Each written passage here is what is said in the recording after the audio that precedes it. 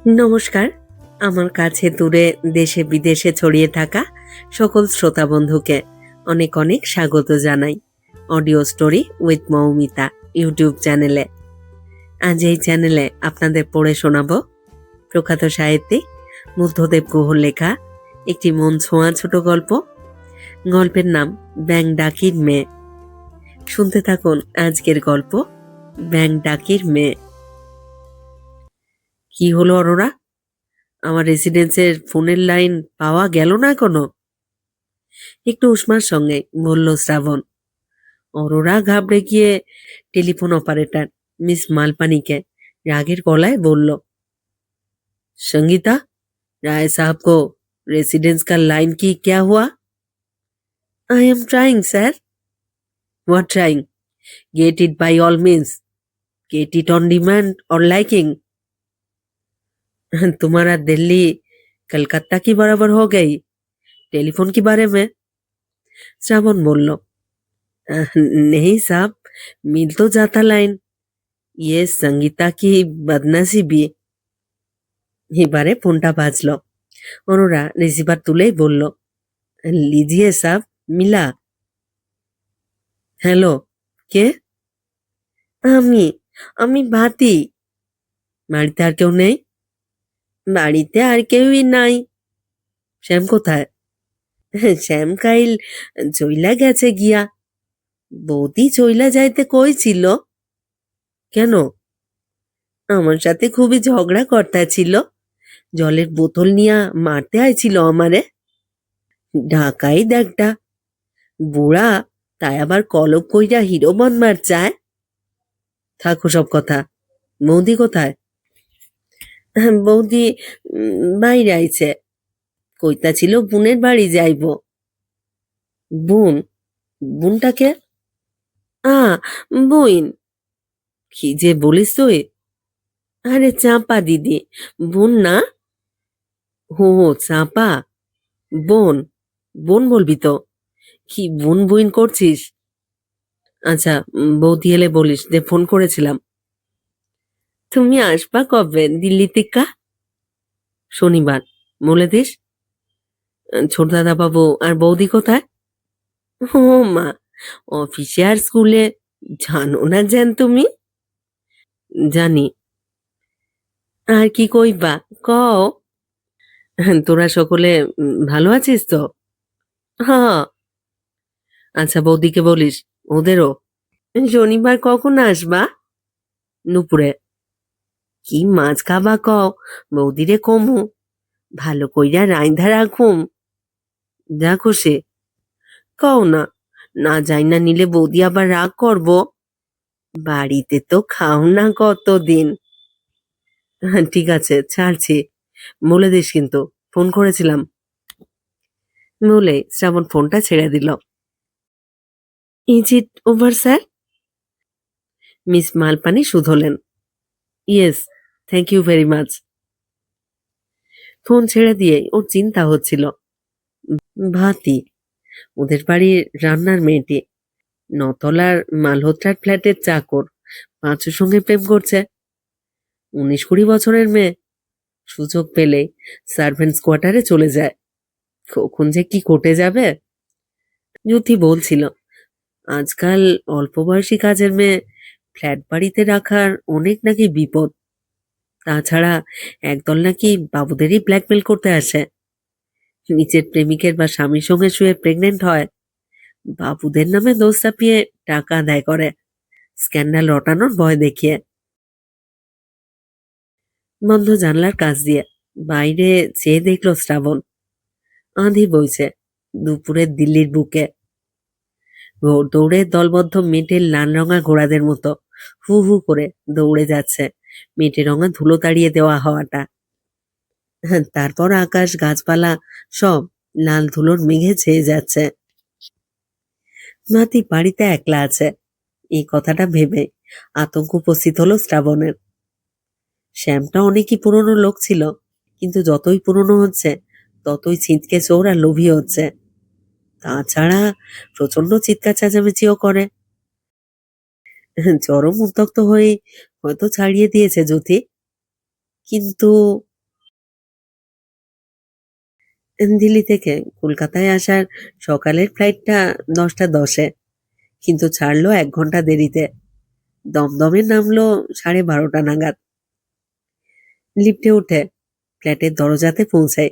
Calling bell টিপে টিপে হাত ব্যথা হয়ে গেল, কিন্তু কেউই খুলল না। বিরক্ত, ক্রুদ্ধ এবং অবাক হয়ে পাশের ফ্ল্যাটে খোঁজ নেবে কিনা ভাবছে যখন, এমন সময় এক মুখ হেসে দরজা খুলল ভাতি। রাগের গলায় শ্রাবণ বলল, ছিলি কোথায়? আরে কন কেন দাদা, একটা পাগল কোকিল কাল রাত থিকা এমন ডাকতাছে যে কি কমু। কোকিল? আকাশ থেকে পড়ে বলল শ্রাবণ। 11 তলার ফ্ল্যাটে কোকিল? হ্যাঁ, কোকিলের ডাক। গাছে গাছে নতুন চিকন পাতা, রোদ পইরা কি দারুণ চমকাইতেছে তারা। বারান্দায় দাঁড়াইয়াছিলাম, আর ওই বাঁদিকের ভাঙা বাড়িটায় একটা কাঞ্চন গাছ আছে, দেখছো দাদা বাবু, কি ফুলই না ফুটছে। আইসো আইসো, দেখা যাও একবার।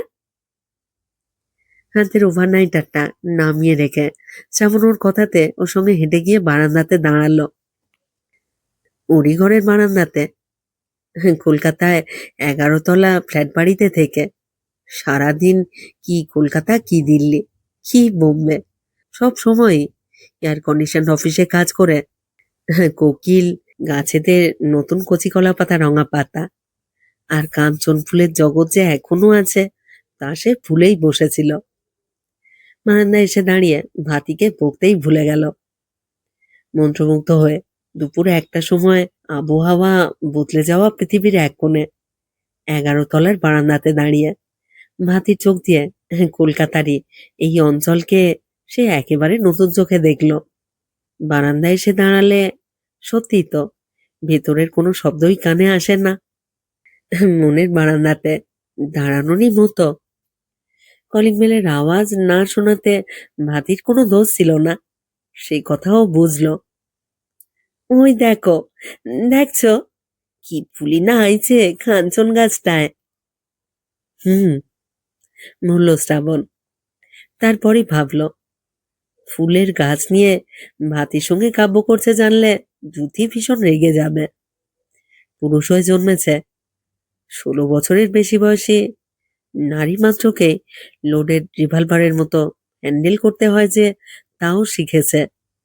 বড় বিপদ। চান করবার না? করব। নদী কোথায়? New market. নিউ মার্কেট, বুঝলো শ্রাবণ। কখন আসবে? আইসা যাইবেন। খাবার কি গরম করুম? না, বৌদি আসুক। আমি চান করতে যাচ্ছি। বৌদি বেল দিলে খুলিস যেন। আমি তো 10 মিনিট দাঁড়িয়েছিলাম। খুলুম খুলুম, বসন্তকাল আইলো তো, সেই লগে তো মনটা হুড়দুম গুড়দুম করে। চান করতে করতে শ্রাবণ ভাবছিল, ভাতি যে চোখ দিয়ে এই পৃথিবীকে দেখে বা শোনে, সেই চোখ দিয়ে ও কেন দেখতে পারে না? শহরে শহরে ঘুরে জীবিকার খানিতে নিরুপায়ভাবে জুড়ে গিয়ে ওর মনের মধ্যে অনেক ভালো জিনিসই মরে গেছে। নষ্ট হয়েছে কিছু অঙ্কুর, কিছু বীজ, যেসব বীজ আর কোনোদিনও অঙ্কুরিত হবে না। মাতিদের বাড়ি কোচবিহারে, শহরে নয়, গ্রামে। ওর নাকি মা বাবা কেউই নেই। দাদারা আছে, কিন্তু বৌদিটা একদিন খারাপ ব্যবহার করাতে ও বাড়ি ছেড়ে পালিয়ে আসে। শ্রাবণের বেকার খুড়তুতো ভাই কমলের শ্বশুরবাড়ি কোচবিহারে।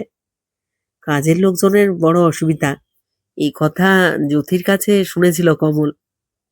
শ্বশুরবাড়ি থেকে আসবার সময় সোজা স্টেশন থেকে নেমে ভাতিকে এক রবিবারে দুপুরে শ্রাবণের বাড়িতে তুলে দিয়ে চলে যায়।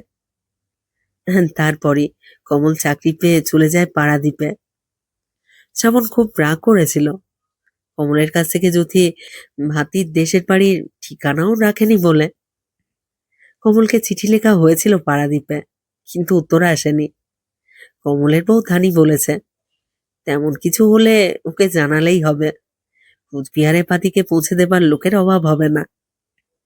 কিন্তু শ্রাবণ চিন্তায় মরে যায়, যদি কিছু ঘটে যায়, জ্যোতির সঙ্গে মনোমালিন্য হলে বা টিভি দেখতে না দিলে নাতি এমন জঙ্গলি পশুর মতো রেগে ওঠে যে ভয় হয়। কোন দিন না 10 তলার বারান্দা থেকেই লাফিয়ে পড়ে।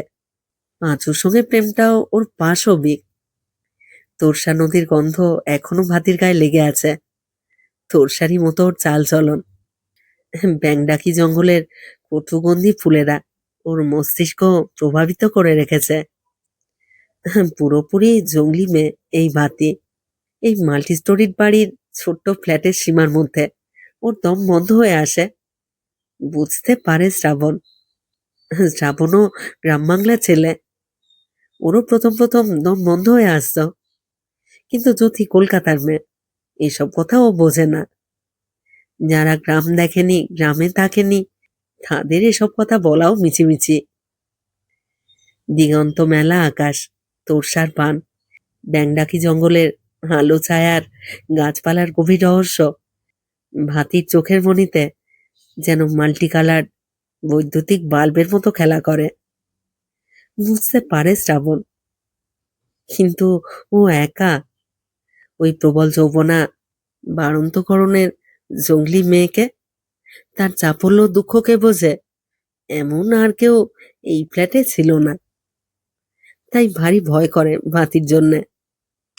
যদি অনেকদিন বুঝিয়েছে ওকে, ফ্ল্যাট বাড়িতে 50টি ফ্ল্যাট, কত রকম লোক বাস করে এই ফ্ল্যাটে।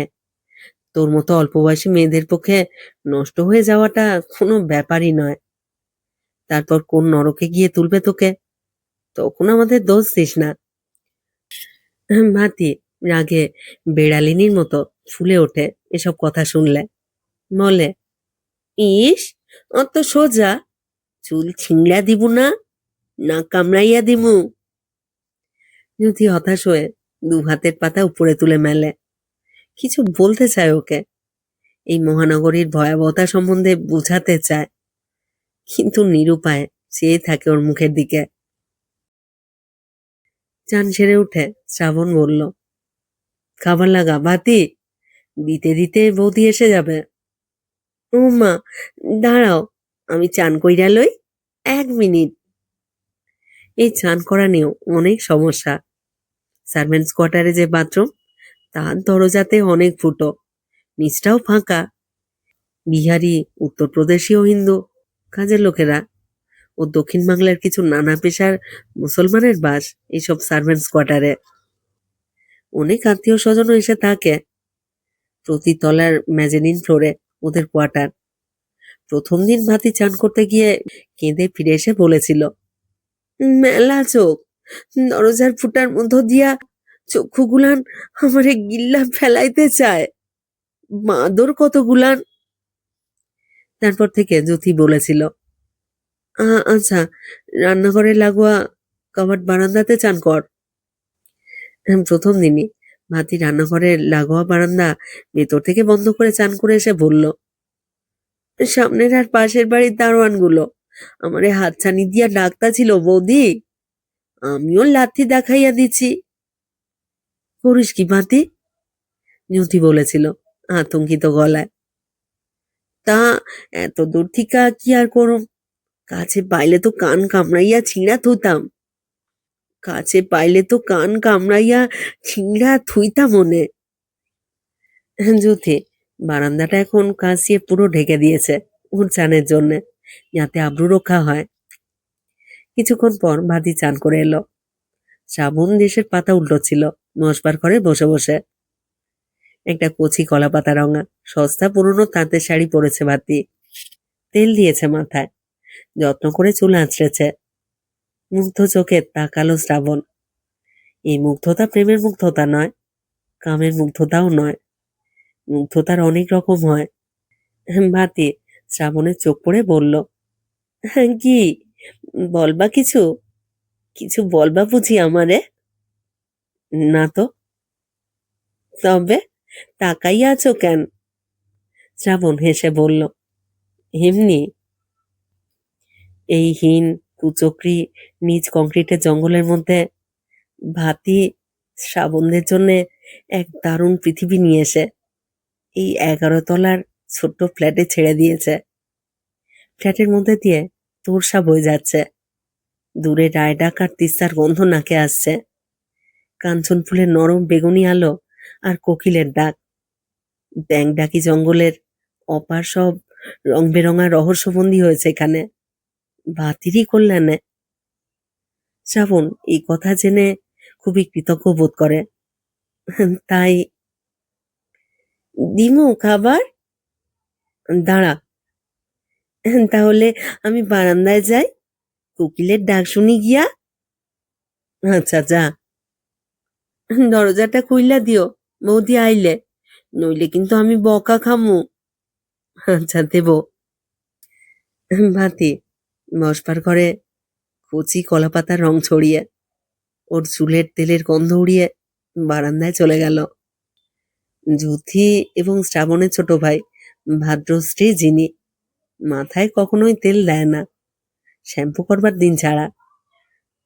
সিঁদুরও পরে না সিঁথিতে। মাতি এই ফ্ল্যাটের জীবনে অন্য এক জীবনকে মিশিয়ে দিয়েছে। সেই মিশ্রণ ক্রমশই ঘন হচ্ছে। শ্রাবণ বুঝতে পারে, শ্রাবণ ভাবে, কোনোদিন একটি কাঞ্চন ফুলের গাছের জন্য কাঞ্চন ফুলের জন্যে ওদের এই মেকি অভ্যেসের জীবনে, ক্লান্তিকর জীবনে ভাঙন না ধরে যায়। আজ তো ব্যাঙ ডাকি জঙ্গলটাই উঠে এসে বসতে পারে ফ্ল্যাটের মধ্যে কোনোদিন। তোরসা নদীর জলও বয়ে যেতে পারে। শ্রাবণ এই কথাটা মনে করে ভীত হয়ে ওঠে। যুথি আর যিনি ভাতিকে বাঙাল বলে খ্যাপায়। ভাতিকে ওরা আন্ডার এস্টিমেট করে। ভাতিকে এখান থেকে তাড়াতে হবে, এমন কথা যুথি আর যিনি প্রায়ই বলে। মেয়েরা তাদের ঘরে তাদের মনোনীত গন্ধ ছাড়া অন্য কোনো গন্ধই পছন্দ করে না। তাদের যুক্তি মানে না শ্রাবণ, কিন্তু তা নিয়ে কিছু বলেও না। ভাতি সত্যি হয়তো চলে যাবে কোনোদিন, যুথি আর যিনি ছাড়িয়ে দেবে, তাড়িয়ে দেবে। তখন এই ফ্ল্যাটে কোকিলের ডাক, কাঞ্চন ফুলের শোভা, তোরসার জলের গন্ধ আর ব্যাংডাকি জঙ্গলের মিশ্র শব্দ, বনজ্যোৎস্নার আর সবুজ অন্ধকারের আভাস কিছুই আর থাকবে না। শ্রাবণ জানে ভাতিকে ওরা শিগগিরই ছাড়িয়ে দেবে। পাঁচুর সঙ্গে প্রেম করছে বলে নয়, সম্পূর্ণ অন্য এক মেয়েলি কারণে। ভাতি বলল, খাবা আইসো? শ্রাবণ বলল, হুম।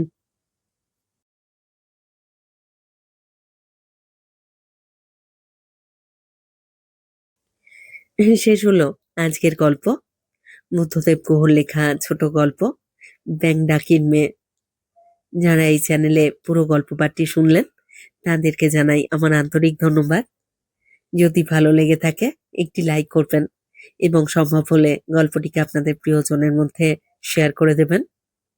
আর যারা নতুন শুনছেন, যারা এখনো এই চ্যানেলটি সাবস্ক্রাইব করেননি, তাদের কাছে বিনীত অনুরোধ আপনারা চ্যানেলটি সাবস্ক্রাইব করে আমার সাথে থেকে নিয়মিত শুনতে থাকুন নতুন নতুন বাংলা গল্প।